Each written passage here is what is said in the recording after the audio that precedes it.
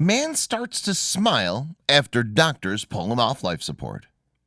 Before we continue with the rest of the video, we could use your help. Click that like button to help spread the word about watchJojo, and also be sure to subscribe and click the notification bell so you don't miss our future videos.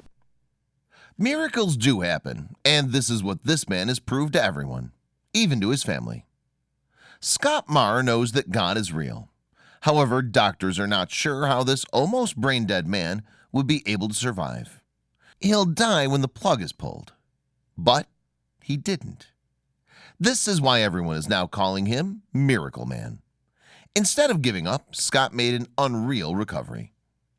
On his 61st birthday, Scott was found by his son unresponsive in his bed in his Nebraska home. He's still breathing, and he was immediately rushed to the hospital. The doctors then placed him on life support and intensive care. His tests revealed that Scott showed signs of a severe stroke. Days went by, and he wasn't getting any better. The doctors told his family that he suffered from major brain swelling. His doctor, Dr. Rebecca Runge of Methodist Hospital, said, "We thought that this wasn't a recoverable process." The doctors explained to his children that there's nothing much that they can do for their almost brain-dead dad. His daughter, Preston Marr, said, "He always said, 'I never want you guys to see me lying in a hospital bed, lying in a nursing home.'" The doctors decided to pull the plug, and everyone thought that this would be the last time that they'd see Scott Marr. Preston shared, "They told us he was on his way to brain death, so we said our goodbyes before extubating him. All the monitors were shut off, and we waited by his side. But it seemed like God had other plans for Scott. He's the one who will decide for this man. Maybe he still has plans for Scott." His children, Preston, Lauren, Ryan, and Drew, gathered around his hospital bed after the doctors turned off his life support. They cried, saddened by their dad's passing. They were holding his hand as they said their goodbyes. They already started setting up an appointment for his funeral. But when they thought that he was gone, the very next day, Scott was still alive.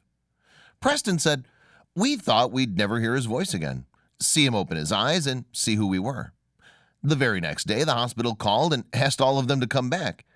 Preston was the first one to arrive at the hospital, and she was the very first one to witness this miracle.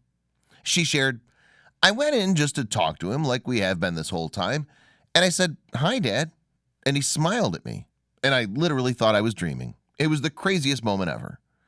She asked her dad to wiggle his thumb, and he did.